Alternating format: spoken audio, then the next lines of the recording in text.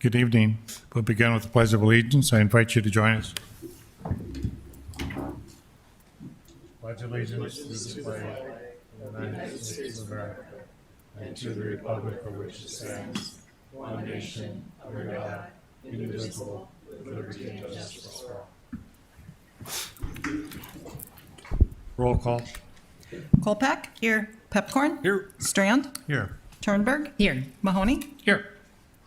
There are several Navy Week events starting July 24th leading to the Fargo Air Show, including programs that will feature sailors and other Navy personnel from the Navy History and Heritage Command, who will talk about the deep ties between North Dakota and the Navy. Sailors from the USS Constitution will talk about the oldest commissioned ship in the Navy, where they currently serve, and personnel from the U.S. Naval Meteorology and Oceanography Command will inform visitors of the importance of atmospheric and oceanographic science and overall value of STEM education to the Navy. These programs will begin on July 24th at 11 a.m. at the Carlson Library and July 25th at 10 a.m. in the main library. Other Navy Week events include a concert featuring the Navy Band Great Lakes Brass Quartet on July 24th at 1 p.m. at the Carlson Library, and a Sailor Reads to Kids Storytime on July 25th at 10 a.m. in the main library. And finally, a cupcake decorating contest for teens will be August 1st at 1 p.m. at the Carlson Library. This event is free of all materials will be provided for and pre-registration is required. On July 25th at 10 a.m. Don't quite know why we're getting an echo. Is there a motion to approve the order agenda withdrawing item 20-D and moving items 22, 23, and 24 from the consent agenda to the regular agenda for further discussion? So moved. Is there a second? Second. All those in favor say aye. Aye. Motion carried. Is there a motion to approve the minutes of the July 8th, 2024 regular meeting and the July 15th special meeting? So moved. Is there a second? Second. Any corrections? All those in favor say aye. Aye. Motion carried. Is there a motion to approve the consent agenda items 1 through 32, excluding item 20, which has been withdrawn, and items 22, 23, 24, which have been moved to the regular agenda? So moved. Is there a second? Second. Roll call vote, please. Kolpak? Aye. Turnberg? Aye. Pepcorn? Aye. Strand? Yes. Mahoney? Aye. So we're a little early, way early. A lot of public hearings. Mike, are you ready with the presentation and tax increment financing?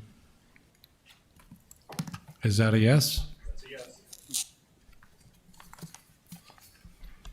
Mayor, excuse me, you do have, prior to that, number 33, recommendation to deny the request for extension? But that's open for public discussion, is it not? No, that is not. There's nobody here? I don't believe so, but I'm not sure. Oh, there is, yes, There's- I'm sorry. You could recognize the speaker if you wish, but it's not a public hearing that requires a 5:15. Okay, Mike, do you mind if I have that go ahead? Okay. Item 33, recommendation to deny request for extension to complete repairs in dangerous building located at 1710 First Avenue South. Sean Radnick to explain. Good evening, Mayor and Commissioners. We're here to discuss an extension request made by the owner of 1710 First Avenue South. It's a 1,636 square foot, two-story wood frame structure with detached garage, and the structure was built in 1898. The building is being used as a 3-unit apartment currently, and the owner wants to turn it into a single-family home. This is how the building stands today. These pictures were taken earlier today. This is the request documentation from the owner. He is outlining a clear timeline on a 90-day extension. And this is also his comments about why he feels he deserves the extension. And he is here tonight, so if you do recognize him, he would like to speak. Here's a timeline of events. So we noticed the structure is a dangerous building back in June of 2023, and we went through the process. In October of 2023, the structure was voted as a dangerous building at commission. We did allow permits to be issued at that point, so he could start repairing it, and he did ask for an extension that was granted until June 28th, 2024. The extension request is for an additional 90 days as of now. The property was declared a dangerous building on October 30th of 2023. Property has failed all rental inspections since its last pass in 2017. All inspection attempts have been ignored with no response to letters sent from the inspections department. The structure had 2 legal units and 1 bootlegged unit in the basement, and that owner started working on and was cited for poor workmanship and non-code compliant during inspection in 2009. We've received building maintenance complaints since 2008 on this one, and this was all included in the original packet. If I can get to the more updated portion of this, Precision Concrete Cutters Incorporated, Ramjack, installed a system to reinforce the foundation after it was declared a dangerous building in December of 2023 at a cost of $16,000 to the owner. The owner has been working with a local engineer to assess and make recommendations to repair the rest of the structure, and we have not received a report yet. That was something that was stipulated in the last extension, and we did not receive that during the time frame. Jamie Swenson was issued a permit on November 30th, 2023 to rehab the structure. An extension was granted on December 26th for that same structure, and he was supposed to complete work by June 28th, which was not done. Mr. Swenson contacted our office after the previous extension had expired and asked for more time. And we feel that Mr. Swenson has not acted in good faith with regards to this property. He has failed to provide the needed information, has neglected the time extended to him by the commission to repair the structure. The problems this property exhibits shows the excessive inattention of the owner, and we do not feel that Mr. Swanson will complete the project if the extension is granted. And this is the recommended motion. I'll stand for any questions. Any questions of the commission? Mr. Swenson, if you come to this podium over here, you can speak.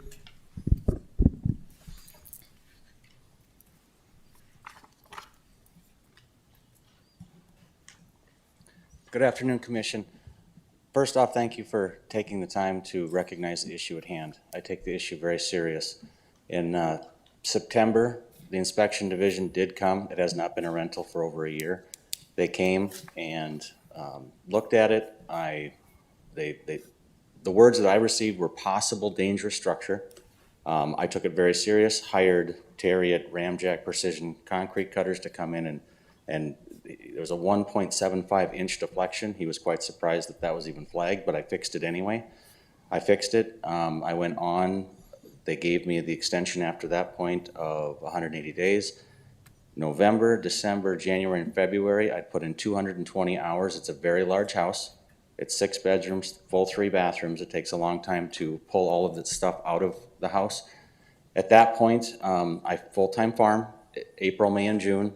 He's correct. I didn't put any work into it at that time. I was planting, spraying, replanting, spraying. I finished on July 4th. I contacted him to come back and re-engage. I noticed that he told me that I missed my extension at that point. I instantly wrote a letter requesting an extension, my first extension request. I was told to bring up the BB house. It has many extensions at this point, and it's still in disrepair. The home, if you went through it, I then went and just recently, I thought that the structure, because they worded it a possible dangerous structure, I thought that that issue was fixed at the point of hiring Ramjack to fix the wall. It wasn't. He made that clear here like 3 weeks ago. I instantly hired an engineer to come in. He couldn't believe there was even a discussion. He said it's structurally sound. He has the report. I gave it to him like last week. So the home is structurally sound, engineer stamped.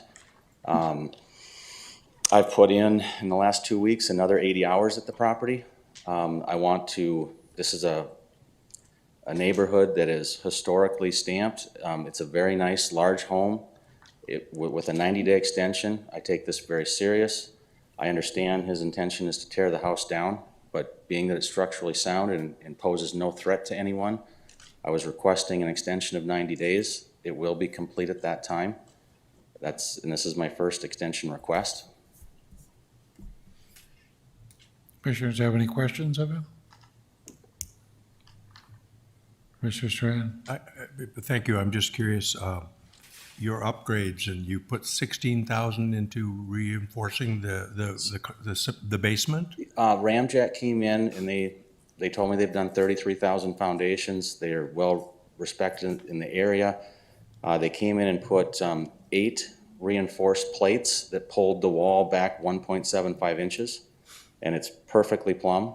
And at that point, he called the inspection division to tell them that the work was complete. I think I read that they had signed off that it was okay, but I felt that it was fine at that point, but I didn't realize that I needed the engineer letter at that point. But he made it very clear 2 weeks ago, and I immediately rushed, hired someone. They came in and said the house is perfect as far as a structural danger. And bear with me, Mayor, what's your intention for the building going forward? What do you see, and what's the timeline? Going forward, I'm switching it back to a single-family home, and I would like to renovate it back into, it's a very large, very nice, very sturdy home, so it'd be a great family home for someone to purchase it in the future, once I'm done at the end of 90 days. Sean, did you receive the engineer's report? I have not seen the engineer's report at this point. It may be in my email somewhere. I've been going through it and I looked for it today and I did not see anything, so it may have gotten lost in my email somewhere. So Yeah, I don't, on you tonight? I could send it to him right after this. Sean, you still request deny the 90 days, is that correct? we are requesting a deny the 90 days. Yeah, this is his second extension. He did receive an extension for 180 days, and at that time, we were communicating with him about the need for engineering on the property, the basement and the rest of the structure, because the basement was starting to fail, and that was the reason for the dangerous building. We did communicate with him, tell him that he needed it. He even had Sandman and Engineering call us and talk to us about it. And we conveyed to them that the rest of the structure needs to be evaluated, and we need to have a plan moving forward on how to fix it. I don't know what happened there, but after I talked to Sandman, we didn't hear about it again. And that was, so he started the work actually prior to receiving a permit. And we granted him the permit and allowed him to start working on it and stuff because it was within the timelines of the dangerous building. And we felt at that time, because he was talking to us and working with us, and he had put some money into the building at that point, that an extension was warranted, and that we didn't feel that it was going to be in this condition now and coming back before the commission. We were hoping to be able to come back and see that this was no longer a dangerous structure. But as of right now, with the inattention to actually doing the work and stuff, I do understand he's a full-time farmer, but if you have to hire a contractor to do it, you have to hire a contractor to do it. With the inattention and the inattention in his past, we just don't feel that it's going to be completed in 90 days. Commissioner Pipcorn? So, Mr. Chair, I just think, to me, if we can save the house by giving him one extension, this isn't at all like some of the pictures where we've seen the foundations and I mean, the houses are in really bad shape. This looks like it's salvageable. And so to me, I would be in favor of giving him an extension for now, just because we don't want to lose houses. That's my main thing. So thank you, Mr. Chair. Are you making that motion? I'll be happy to make the motion basically to give a 90-day extension. I'll second it. I think it was a 60-day that was requested, wasn't it? 90 days, yes. 90 days, okay. And as part of that you have to receive an engineering Yep, we have to assessment receive that the it's engineering. safe structure? Yeah, that we have to receive the engineering and the project has to be completed to a point at least where it's no longer going to be considered dangerous. Then we would come back to the commission and let you know what's going on. Do you and Commissioner Strand accept that part of Yes. this as well? Yep. Okay. Commissioner Strand? Thank you. My guess is, what I'm seeing here, that property is probably, if it was renovated and fixed up, it would probably be worth at least $200,000. I would sense in today's market. And I agree with Commissioner Pepcorn.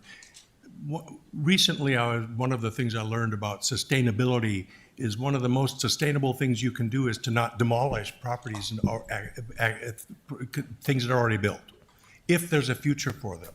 Yes. If you can commit to us, this will be taken care of, you'll have it, and now that the season is past and the weather has maybe come around to cooperating with farmers, if you can commit to us that you will get this done and give it your full focus, and it will be a shining example in that block when you're done, and that your investment, I think the commission will embrace that.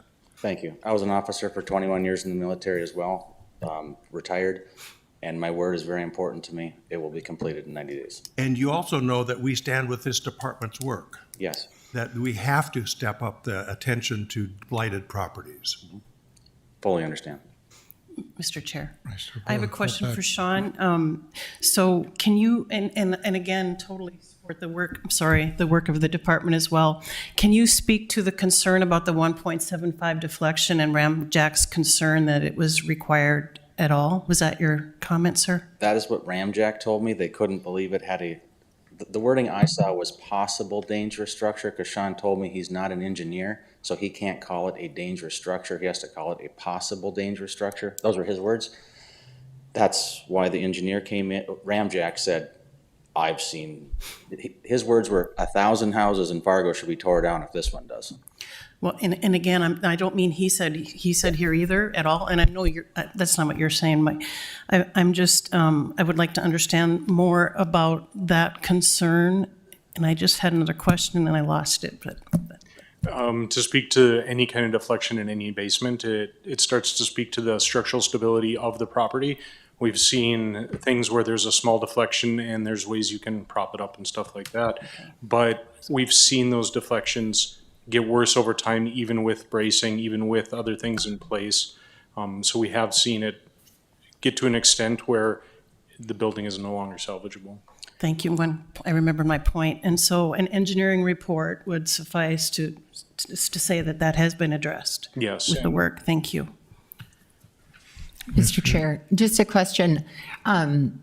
We've had other houses where the neighborhood is complaining because of the state of the yard. Yes. Is there any sort of junk, any type of If I could approach- paraphernalia in the yard that would make neighbors unhappy?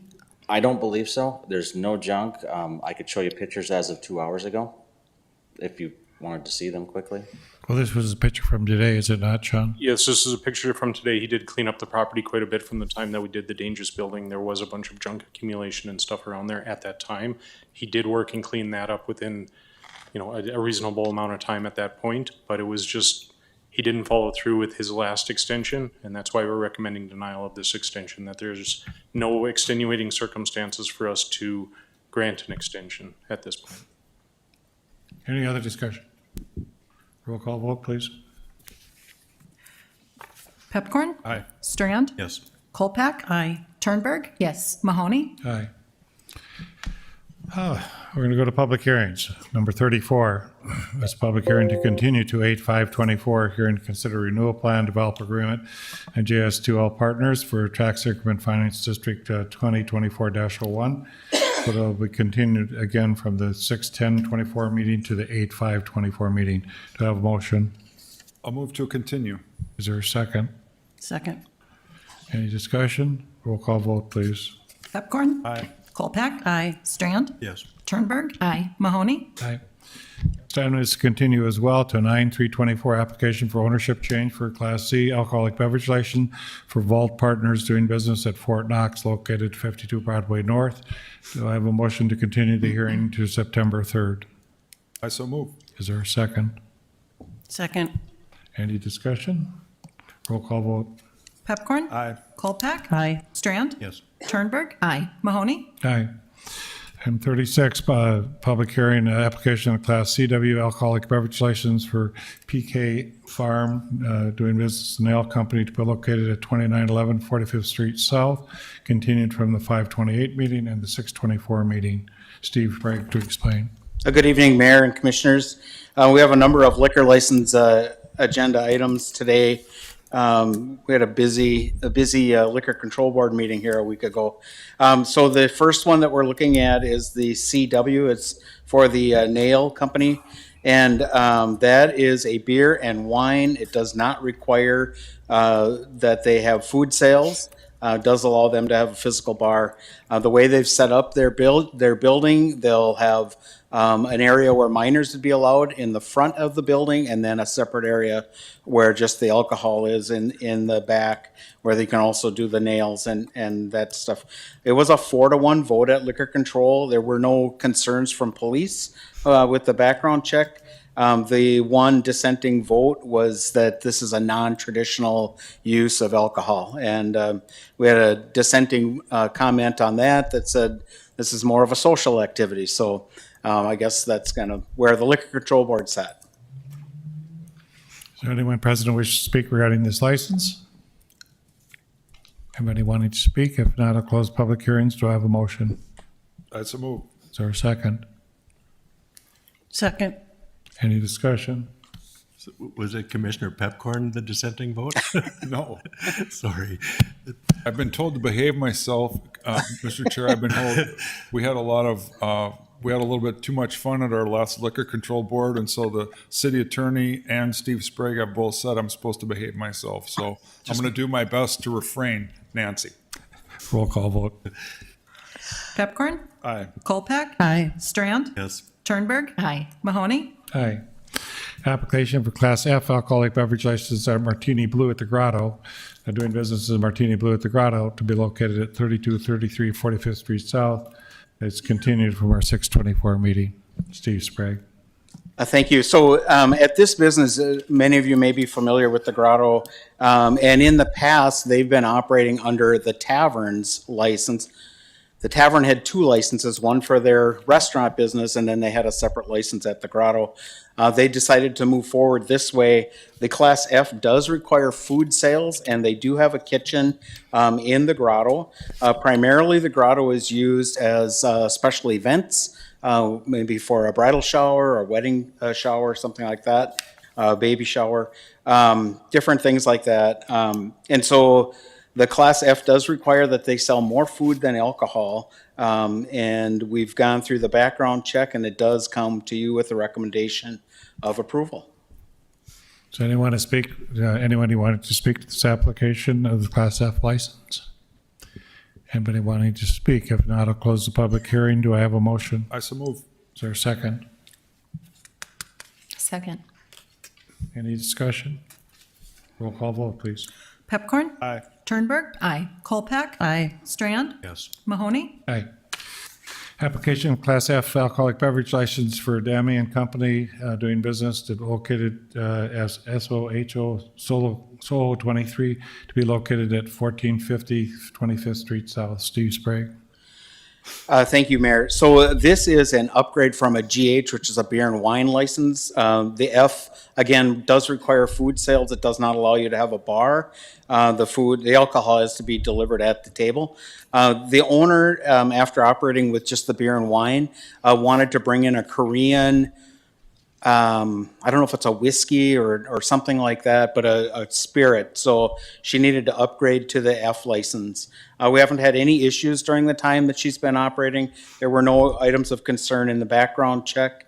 And so it does come to you with a recommendation of approval. Is there anyone who wishes to speak to this alcoholic beverage license? Anyone wanting to speak? If not, I close the public hearing. Do I have a motion? I so move. Is there a second? Second. Any discussion? Roll call vote, please. Pepcorn? Aye. Turnberg? Aye. Kolpak? Aye. Strand? Yes. Mahoney? Aye. Application for Class F alcoholic beverage license for Guadalajara Mexican Restaurant doing business in Guadalajara to be located at 1324 25th Avenue South. Steve Sprague. And this is a new business for us. This is in the old Cajun Cafe, just on South University there, or just off. And again, the Class F is full alcohol, does require food sales exceed alcohol sales. The owner of this is moving here from the West Coast, but he has family that are in the restaurant business in Fargo, and so he has a lot of support with that. No issues in the background check, and it comes to you with a recommendation of approval. Is there anyone present who wishes to speak to this alcoholic beverage license?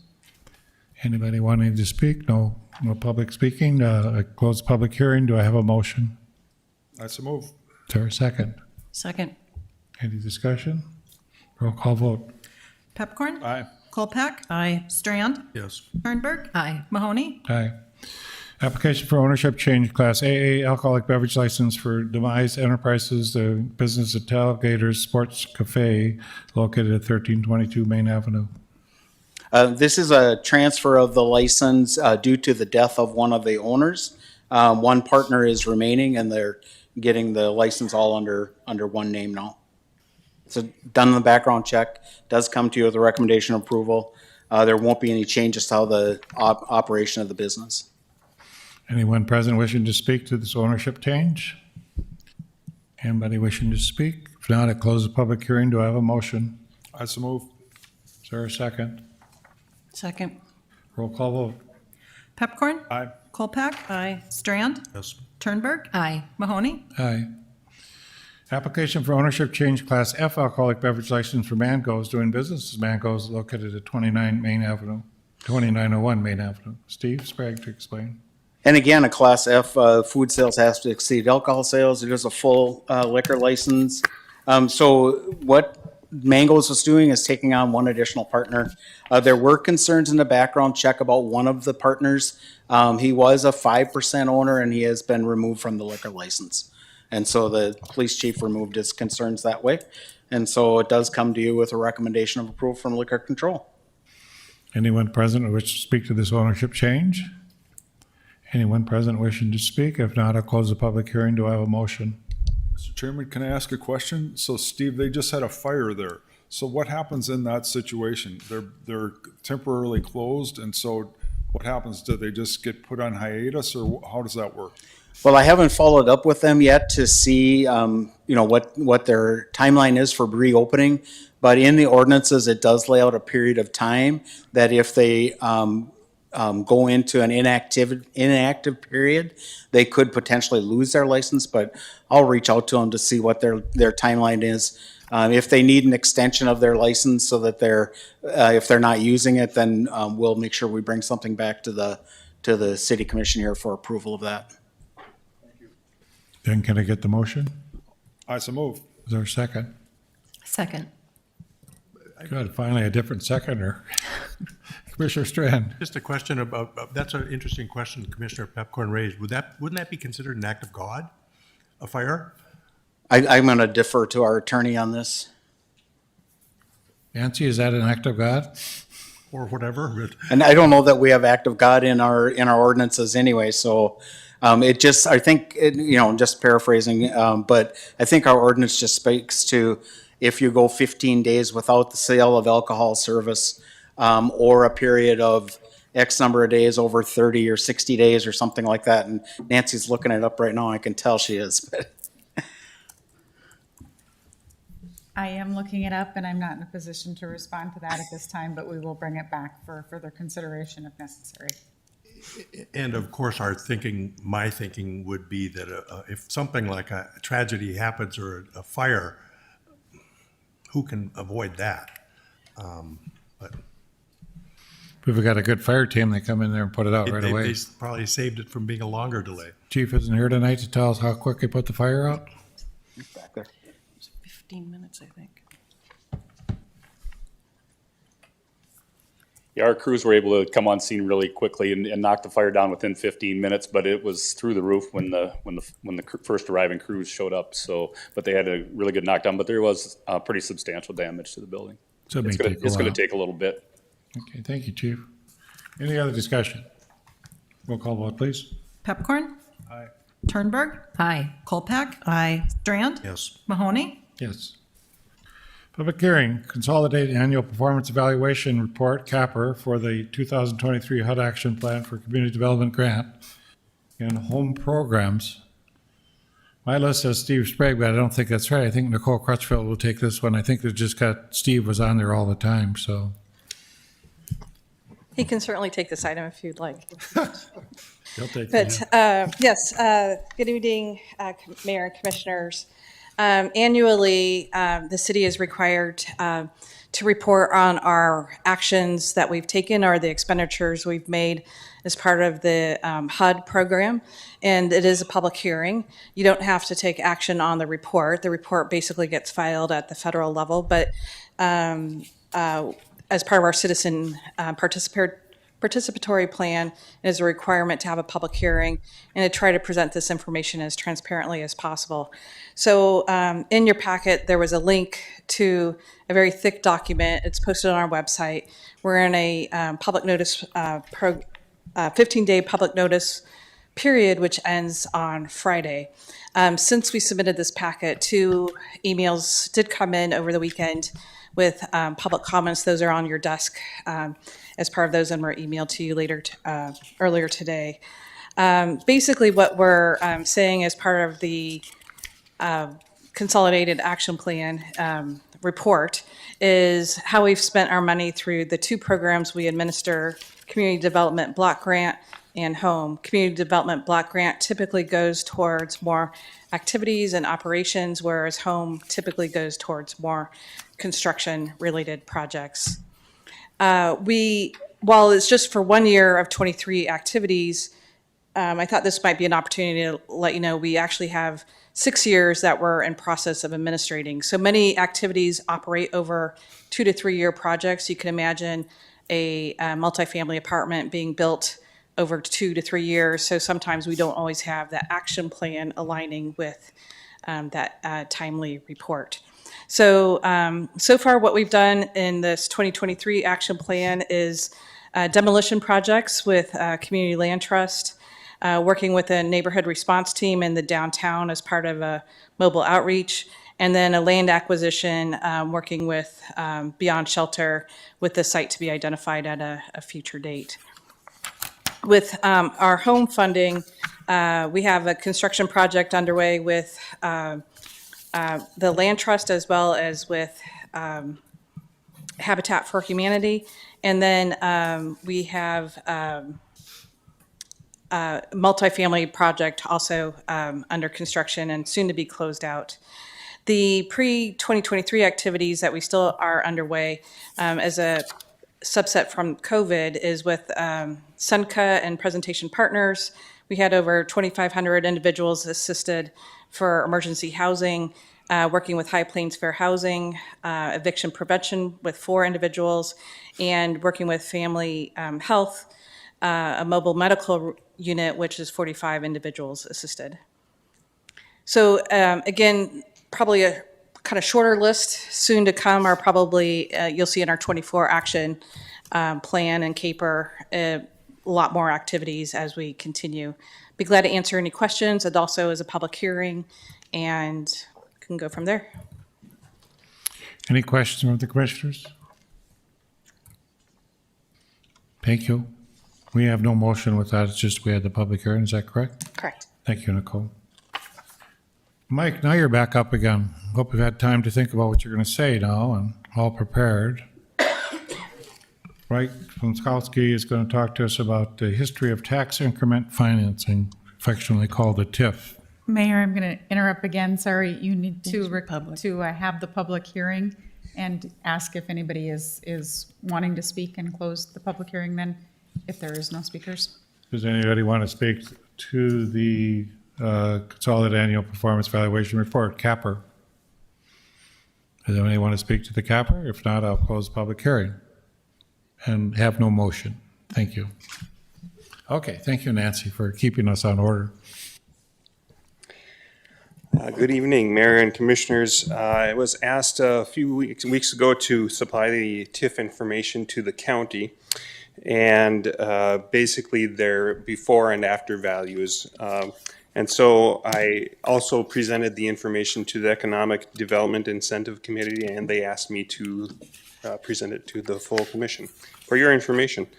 So this is going to be a summary of the TIF program as it stands today and what the numbers have done. This is simply basic data and some high level view of analysis of the projects, and that's all the information I'm going to be able to give you. For any in-depth information, Jim Gilmore is also here if you have any detailed questions. The tax increment financing was enacted into law in 1973. However, our records show that we didn't utilize the program until 1982. In the last 41 years, the city has implemented about 32 projects. The oldest active TIF is currently in its 22nd year. Here you see the summary of all the TIFs, including expired and currently active projects and any newly started projects. For all projects, the total base value at the start of the project was $152 million, and the value at expiration is $1.2 billion. This is a total value increase of about 700% or about 17% per year. When it comes to the taxes generated, the estimated tax base started at $2.2 million and is currently estimated at $11.4 million. And that's an increase of about 408% or about 10% per year. The table below shows that most of the projects are in for less than 10 years, with an average lifespan being right around 10 years. The last slide showed the general status of the whole program, whereas this slide shows only the numbers of the expired projects. 15 projects have expired, with most of them becoming fully taxable. A few of the parcels were also eligible for other exemptions, like the new residence exemption, or they were owned by exempt entities like the city. The total base value started at 11 million and grew to 489 million. And that is an increase of about 4,300% or 116% per year over 37 years. The estimated base taxes went from $160,000 to $6.4 million, which is an increase of about 3,900% or 106 per year. Here, most of the projects lasted less than 20 years, with an average project length of 13 and a half years. There was one project that went longer than 30 years, which was allowed at that time by law. 2 went over 21 years, and you can see the breakdown of the rest of the projects there, with 5 of them being paid off or expiring in less than 10 years. This chart shows the percentage of the project's time spans. Almost half of the projects expired between 10 and 20 years, with a third expiring in less than 10 years and about 1/5 of them going over 20 years. And this is a slide of the currently active projects. Some of these are very new, and so the full potential growth has not been seen yet. The current total base was 139 million and has a current value of 693 million. This is about 400% increase over 21 years, or about 18% per year. The estimated tax base was $2 million and is currently $4.9 million, which is 137% increase, or about 6% per year. Here, almost all of the projects are less than 10 years old, with an average lifespan of 7 years. And the next 2 slides show in detail the stats for each individual project.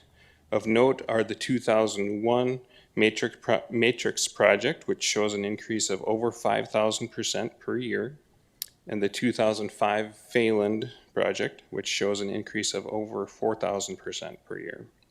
Overall, the smallest yearly value increased across all the projects is 16%. And that concludes my part of this, if there's any questions. Any questions? Commissioner Pipcorn? So, Mr. Chairman, I don't have any questions, but thank you very much for doing this, Mike, because I think this is such great information, and it'll be nice to have this to look back on, because it's kind of interesting. It actually applies right now. We're having lots of requests for different potential TIFs and things like that, so I think this is really a good thing, and many times this gets kind of made into a political football, and so I think it's good to have some facts out there. So thank you very much for doing it. The mayor and I are on the tax incentives recommending board. That they all come here, of course, but it's a tremendous tool and very powerful. But we have to be careful how we use it. I think we've been very good about not having a whole bunch. It'd be tempting to. And also not having them run for a long, long time. I think we've been pretty disciplined about having them eventually come off. So it's phenomenal, and it's really tempting to say, wow, why aren't we doing 100 of these? So I think that's, but from the perspective of, it's a very powerful weapon, and so we have to be very careful how we use it. I guess that's the way I would describe it. So thanks, Mike, so much for doing this, because I think it's good to have a professional perspective, but when you look at the percentages, 5,200%, 4,000%, And then what that does is that reduces everyone's property taxes. And so that's the good thing to keep in mind. That's the good news. So, all right, that's the end of my good news sermon for today, Mr. Chair. Commissioner Thank you. Strand. Thank you, Mayor. You know, Mike, I'm just curious, for laymen who don't know this language, you know, as I see a TIF, it's usually sometimes a blighted property that needs to get improved, and there's contaminants and things that need to be addressed, and then you build on it and improve it. Is that the general gist, or how do you? Because all these valuation increases, it's the building that's happening, isn't it? That's doing it, the construction and the projects that they're enhancing them with. Yes, in general, that's what's happening. Yeah, they'll take a blighted process or project like you're talking about and clean it up. And then a lot of times what the TIF does is it pays for the infrastructure that's coming in to make the project that's, you know, on top of the ground possible. And then as you're adding the new improvements to the buildings, whatever it is, manufacturing large buildings, a lot of times in some of these commercial areas, that's where a lot of the value increase is coming in. And then, of course, appreciation in the market. Thank you. Any other questions? Do I have a motion? Do we need a motion, or is it just to Motion. accept it, or do we? Is it just? Just receive and file. Just receive. Okay, good. Draft ordinance aimed at abating the issue of nuisance vehicles. Ian McLean to explain.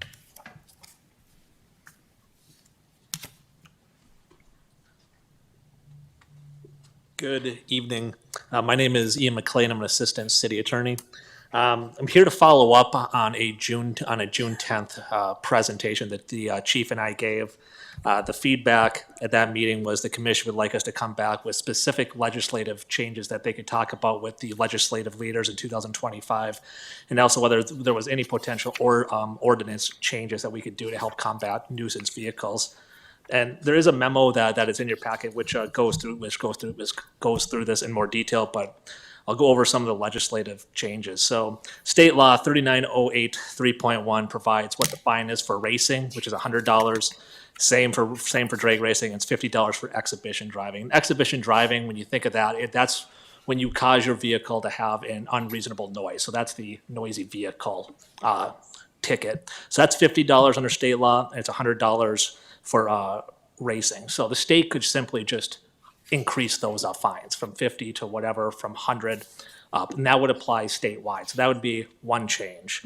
The same issue with the same statute is whether it's your first racing ticket or it's your 9th racing ticket, it's still $100.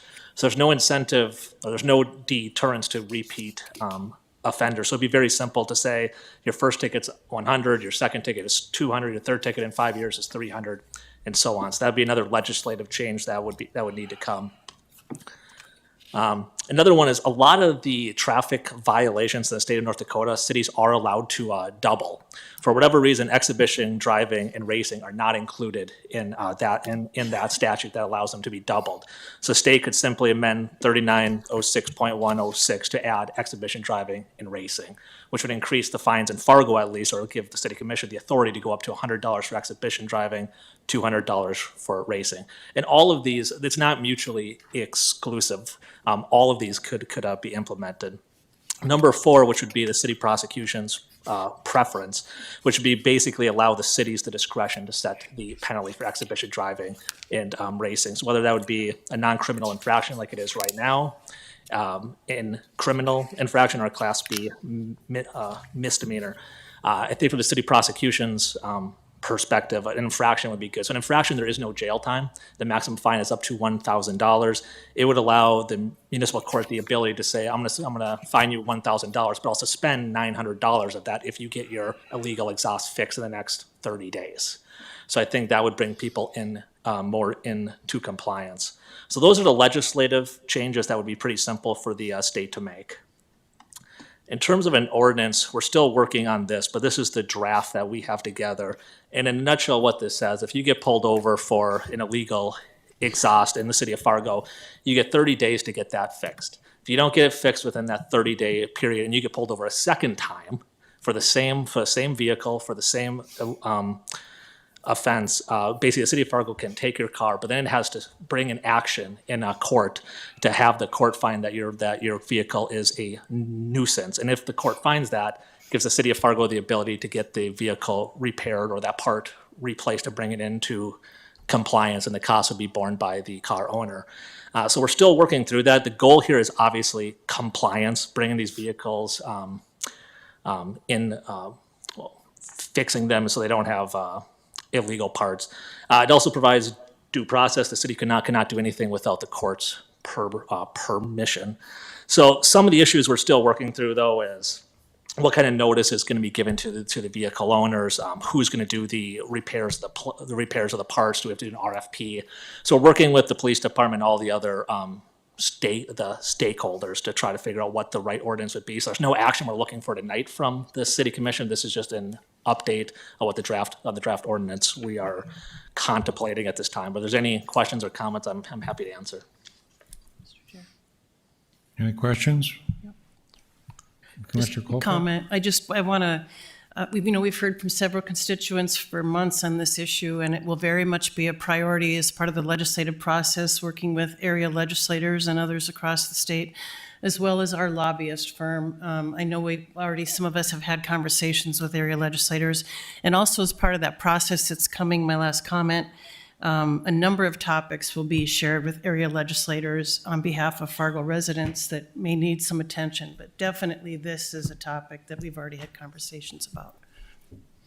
Ian, will you eventually do kind of a white paper, what recommended is? Because I know you're going to recommend increasing fines and different elements like that.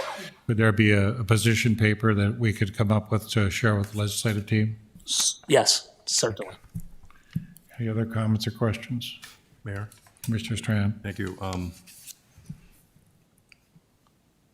Initially, my initial reaction is this is just kicking the can down the road till whenever the legislature's done, and then it won't get into effect until a year later. My sense is that people are going to hear this and go, "This isn't going to do anything." I mean, I'm looking for teeth. We're getting calls on a daily basis of speeding cars. I'm getting recordings of cars speeding. They're audio recording them and sending them to me saying, "This is unacceptable. I can't live here like this." I just don't know. The squeaky wheel gets the grease. And it's almost to the point where, in my mind, the public needs to see us every single meeting, seeing us act on this topic, these racing vehicles.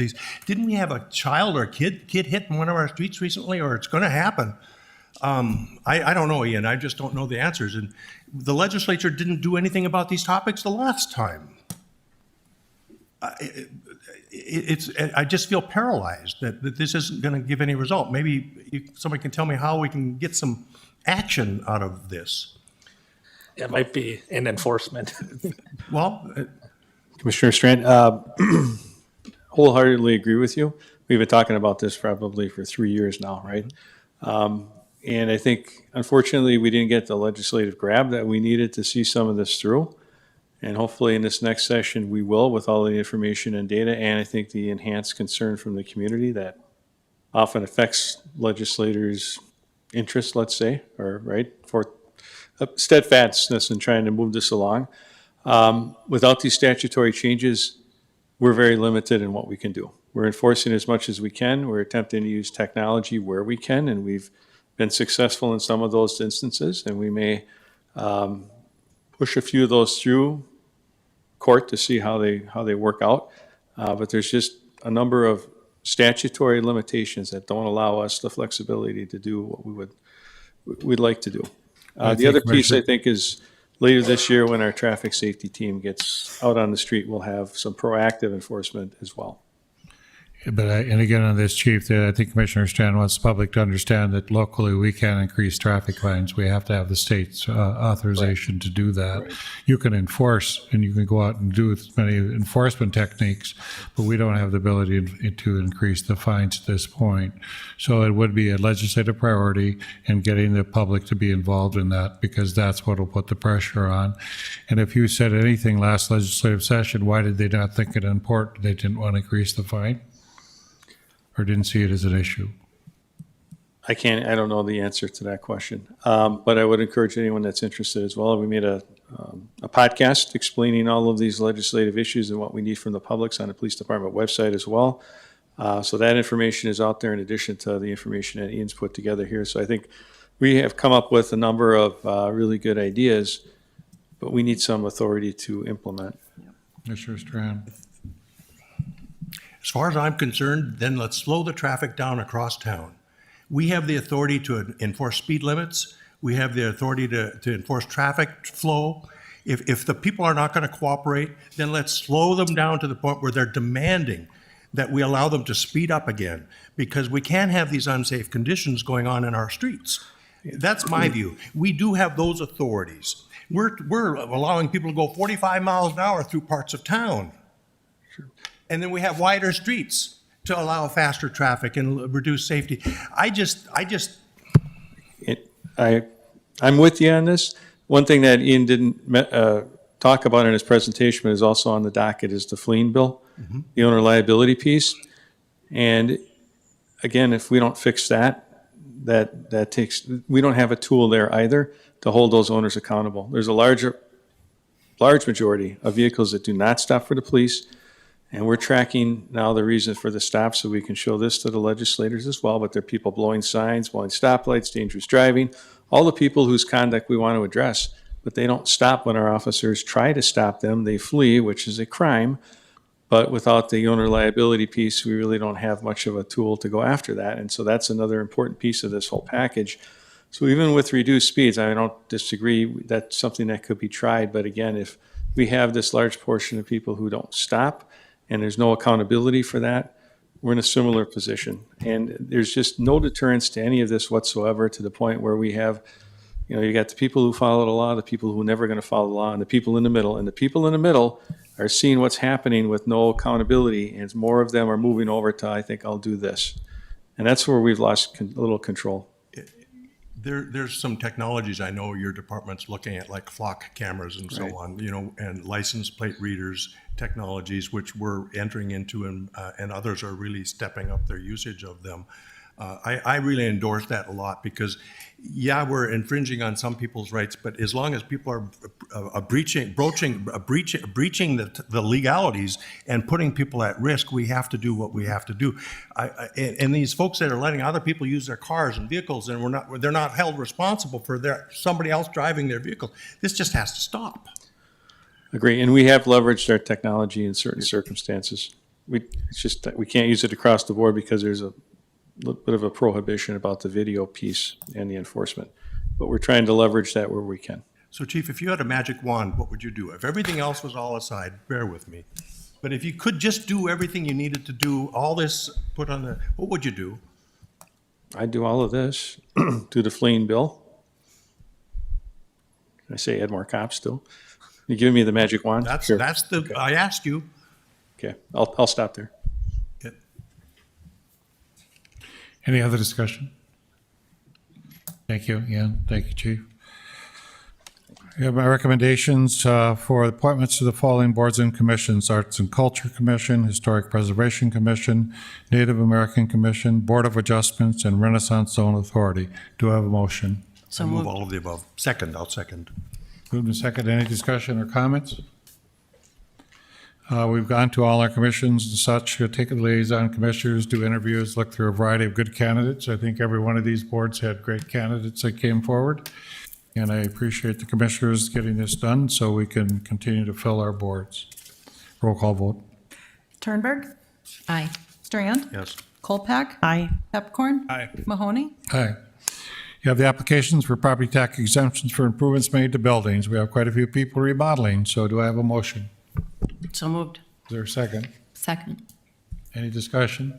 Roll call vote, please. Kolpak, Aye. Turnberg, Aye. Pepcorn, Aye. Strand, Yes. Mahoney, Aye. Liaison commissioners, any reports, starting with Commissioner Strand? No report, Mayor. Mayor, are we going to add 22 through 24? She has this behind us. Oh, I'm sorry. So Thank I'll go you. back to it. That's okay. You bet. In fact, what we could do is we could just bring that to the end. Okay. liaison reports, if you don't mind, as a commission. I'll go to item 22. There's a change order. I think Chief Dirkson's going to explain change orders 22, 23, and 24. And Mayor, can I make a comment here? Yep. Because I just want the public to know that this was a result of a constituent reaching out to me who wanted more detail of the fire station number 8 that was part of the consent agenda and asked that we remove it and put it on the regular agenda for sharing information. So I appreciate the chief. Yep. Thank you. Nope. Good evening, Mayor and Commissioners. Be happy to answer the questions from the constituent. There were several change orders that were made. I will assure you that in all of these change orders, they have followed our city policy for change orders of if it's over 10% or over $25,000, then we'd have to come to you first.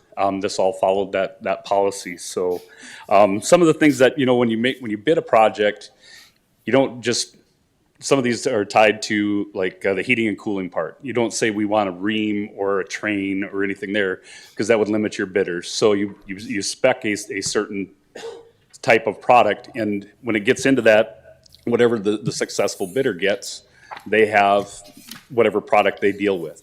So what the first one that we had was we had to install some conduit and wiring for moving some air conditioning units. Once they got there to install them, following the manufacturer's guidelines, some of the line sets would have been too long and they wouldn't have operated properly. So we had to move those, which in turn caused conduit and line and wiring to be moved. We had our fire station, the station alerting, so the tones that go off in the station, that was, we had the wiring and stuff done by our electrical contractor. Originally, we had planned to do that with the owner-provided FF&E with the alerting system. We didn't want the electrical contractor to pick our alerting system. The one we had picked, the company went out of business as we let bids, so we had to go find somebody that could do this for us. And in order to keep the project moving in a timely manner, the vendor had asked us if we could have our electrical contractor supply the conduit and the wiring to get all the lights and the speakers and everything through the station where they needed to be. We did move, once we got the building up and running, we looked at it and how we used the workout area in that station. We realized that how it would get set up did not have the right electrical and other jacks for TV or whatever it might be in there that they watch while they're running on the treadmill and things like that. So we moved that to another wall. We had some lights that needed to be moved because we ran into space concerns. They were interacting with some pipes that got put in place that we just had to have a shorter light instead of the light that was originally spec'd. We had to fill, again, we had furnish and install conduit and wire for our SCBA fill station. That was not part of the contract. Again, that was an owner-provided item, the SCBA fill station. We were going to provide that. The contractor had the opportunity within that time frame to put it in the room. We didn't know where we wanted to put it yet until we constructed the building. So that was a change that happened there. We had some additional framing on the awnings that happened as the roofing contractor was there to put the roofing material on the awnings. He realized that they were not it would not work properly the way it was, so it had to be built up a little bit more. And so we had that change. We had some steel alongside the doors of the openings. Had to be to better protect the tilt-up construction that was there. So we put those in there as an enhancement to the building to protect it, to make sure that the life of the building was there. During one of the inspections of the building, we realized that we needed some additional fireproof sheetrock because there's certain walls that need to be that, and that was there. That was like a $300 item. We had some soffit framing that had to happen in the vestibule as well because we ran into some space considerations within the project. So they were all needed within the scope of the work. They enhance the building. They make it better. It'll be a longer term fix for that. Let's see, what was another question here? Will there be any repercussions or concessions for the architect, engineer, or consultant for not including them? They included what they needed to. It was just as the building was coming along, we had to make some changes along the way. And actually, where we have found those issues, the architect and engineer are paying for those costs. We had an issue in a bathroom where the wrong shower was spec'd, and we had to put in order to make everything work, because it's an ADA shower, we had a tile floor put in, and that was being paid for by the architect. because they missed that. Most of the change orders have taken place, but again, due to the policy, that following the current policy. We have had change orders within this project as well that have had resulted in $37,000 of savings to the project. Let's see. And how much? Chief, we're talking about 36,000 here is what you're doing, and three different items come up with 36,000. And as far as contingency or whatever, you said you had 36,000 savings, so it hasn't really changed your budget? Well, it has. We've had other change orders as well, Mayor. So these are these are a number of them that have happened through this project and happens during most projects. But the question here is, are we on budget? And we are still under budget. Budget amount for this station was $5,775,000. And we are well under that. We are at $5.4 million at this point within the building. So we're over on the bid, but we've had to have some changes to and make sure that the building is being followed or that we're making it a good building that we want to have people in and making those changes that are necessary. So we are still under bid for the project. And I believe we also have money in for furniture, fixtures, and equipment and other things that we are right now that we're tracking that will be under budget there as well. Can I have a motion for 22, 23, and 24, please? So moved. Is there a second? Second. Any questions of the chief on any items? Any further discussion? Roll call vote, please. Thanks, Chief. Kolpeck. Aye. Strand. Yes. Pepcorn. Aye. Turnberg. Aye. Mahoney. Aye. Now we'll go to liaison assigned updates. Commissioner Kolpeck. Thank you. Sorry, but I got us out of order there. I have one slide that I'll share, and then I have a thank you to share about a number of affected departments. So the first slide is solid waste. We've had numerous private haulers utilize our Fargo landfill to dispose of garbage on a daily basis and to connect with private haulers. The city held, along with Solid Waste Association of North Dakota, a hauler outreach event at the Fargo landfill on Wednesday, July 17th. And during the event, haulers received safety brochures, water, and snacks. And the goal of the event was to educate drivers and operators on safety procedures and give on-site safety reminders. So appreciate the work from the Solid Waste Department. I also want to acknowledge the work of several departments for the memorial service for Jake Welling that was held July 14th. Thank the community for participating that day and showing up in support of everyone involved in that horrific incident. Special thanks to the chiefs Zabolski and Dirksen for their remarks and Mayor Mahoney for his. And it was just really touching to see the participation. I'll end by saying thank you also to the Communication and Government Affairs team, put together a very powerful video as part of that memorial service. Anytime we have an event like that here at the city chambers or around the community, it's usually the Communication and Government Affairs team who plans it and executes it. So I want to acknowledge their incredibly professional work as well.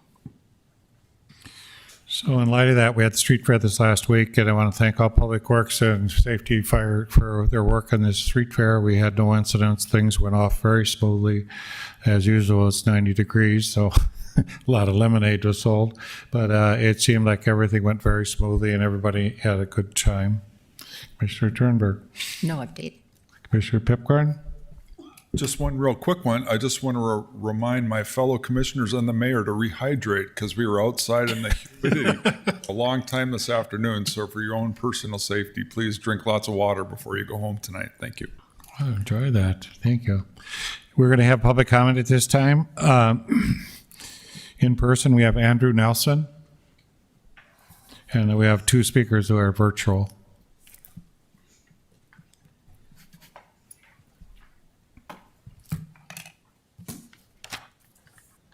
Good evening. I'd like to request a written response to my remarks.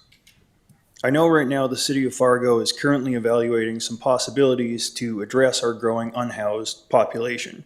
In the wake of the Grants Pass decision, I'd like to encourage you not to pursue punitive measures against these people just because the Supreme Court decided it's not technically cruel and unusual punishment. If I get a speeding citation, It's probably because I knew that speeding was illegal and I chose to do it anyway. Yesterday, I spoke with a number of homeless folks encamped right here along the river. None of the people I talked to had chosen to be homeless. Let's not further punish these folks for doing something they can't change on their own. Let's not make their existence essentially illegal. Human beings have physical bodies. They need to sit down from time to time. They need to sleep.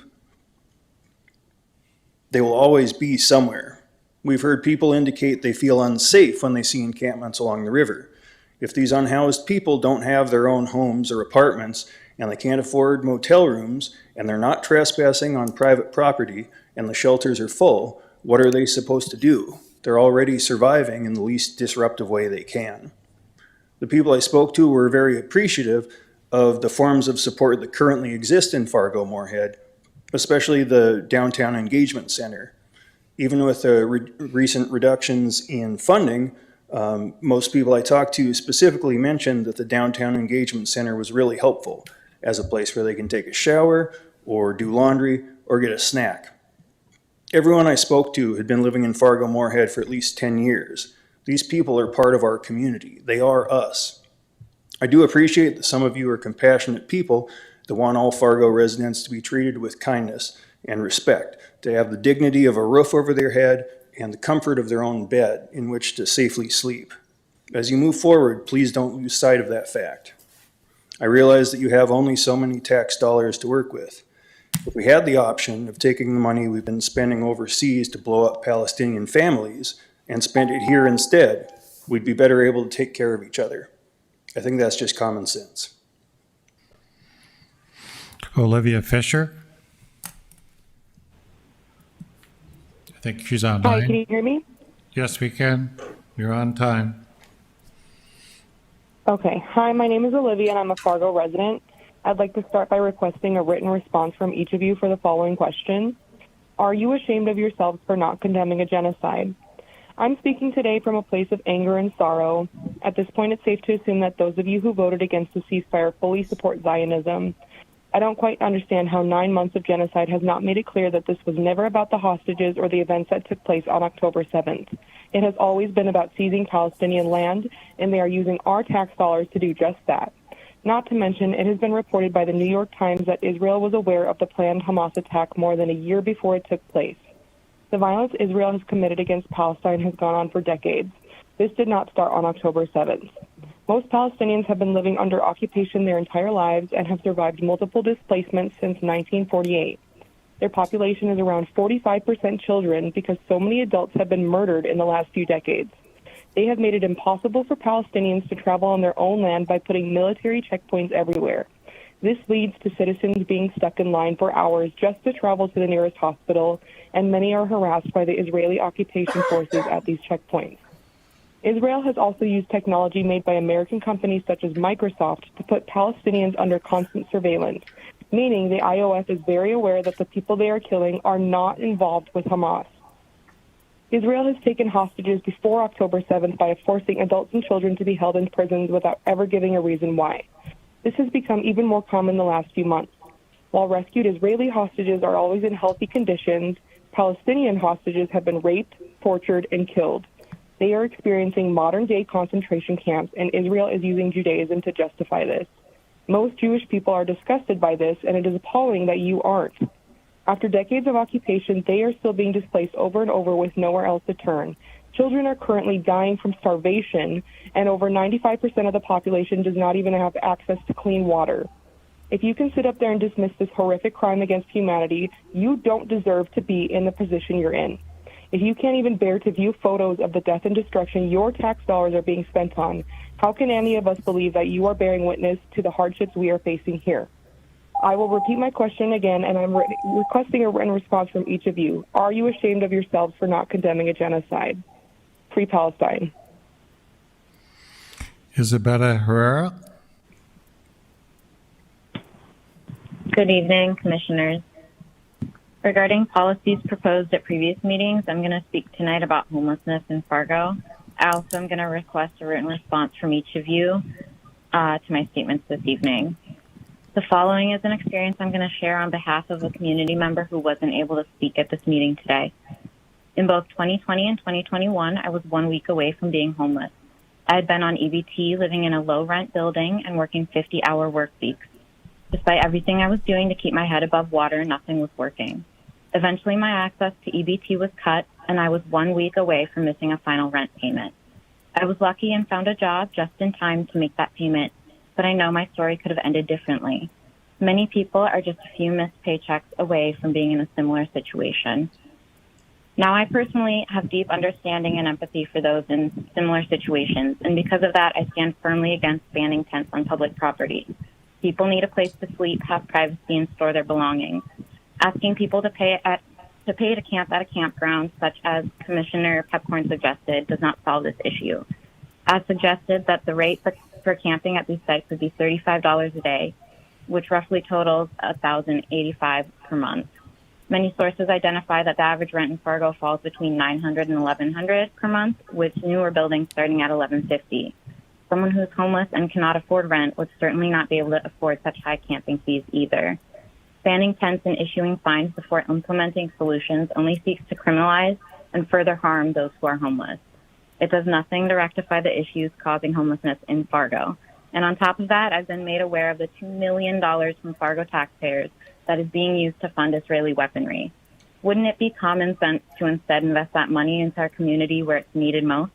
Those same tax dollars could be used towards funding 242 households in public housing. Instead of banning tents on public property, the city needs to make strides to effectively meet the needs of our homeless neighbors. The commission should allocate more money to shelter and outreach systems. A shelter in Moorhead just closed, which means that there is now even a higher need for these resources to be funded. We might also consider adopting a housing first approach. Every major city that has adopted housing first has seen significant strides. Thank you. We have no other public speakers. Meeting's adjourned.